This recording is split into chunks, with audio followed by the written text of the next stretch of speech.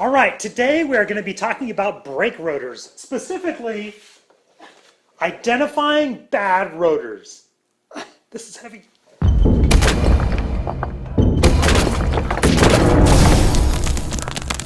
JeepSolid.com. Hey guys, welcome back to the JeepSolid Garage. Thank you so much for tuning in, and thank you to all my subscribers out there. I really appreciate it.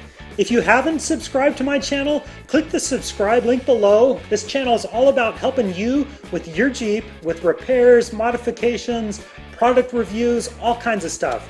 I really pride my channel on producing good quality, well-researched information. So thank you, be sure to subscribe. So today, my buddy Chris, his brakes were making an awful noise. And so, being the good friend that I am, I decide, hey, I'm gonna help Chris out and we're gonna do a brake job on his vehicle. During that process, we're looking at his brake rotors and they're not in great condition. So they need to be replaced. And it dawned on me, hey, I should make a video on what to look for in the rotors because they always say when you're doing your brakes, you gotta check the condition of the rotors. But what are you looking for? Yep, there it is. It's shiny. Well, I'm going to cover 4, maybe it's 5. I'm going to cover a few things to look for in the condition of your rotor.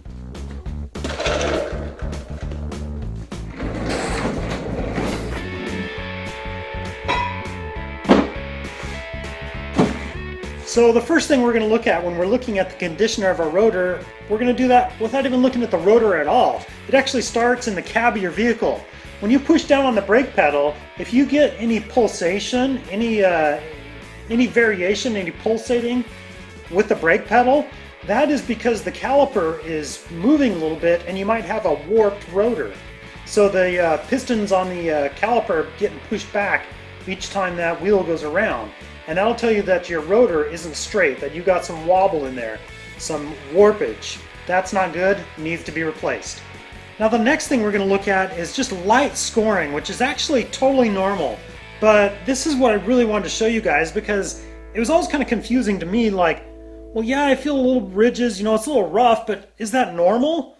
And yes it is. It's normal to have a little bit of roughness. You kind of take your fingernail and rub along here and it can be a little bumpy, a little rough, but you don't want any deep scoring. We'll take a look at that next. But a little bit of, you know, real light grooves, this is normal. It's mostly smooth. You don't have any deep ridges. That is okay. That's a good rotor.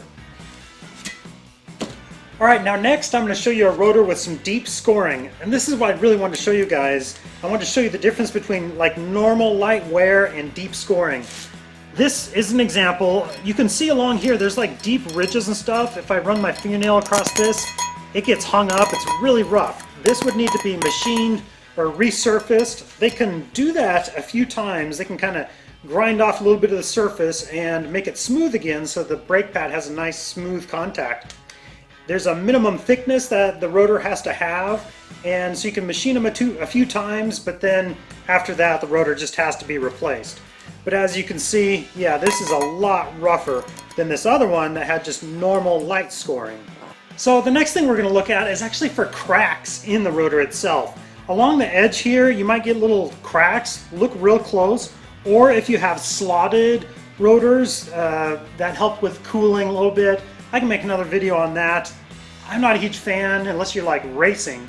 But anyways, if you have holes drilled in, you'll see holes in the rotor. Look around there, and if you see cracks, that's a sign that the rotor needs to be replaced. And now finally, rust. This one obviously has been sitting outside for a while, and it's actually got a lot of deep pitting rust, and that's what you don't want. If you have a little bit of surface rust on the rotor because the vehicle's been sitting for a week or two, it's normal to get a little bit of surface rust on there. When you start driving the vehicle and the brake pad rubs on there, it'll just rub it right off and it'll be fine.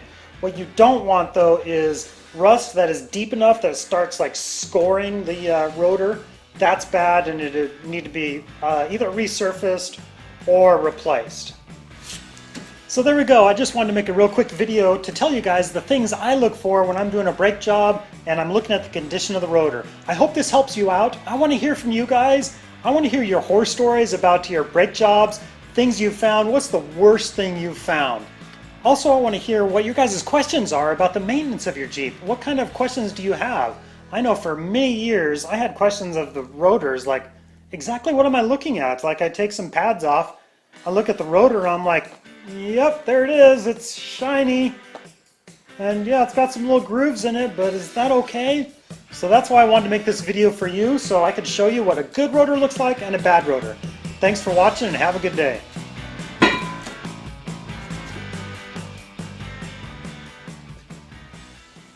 Along the surface, or if you have,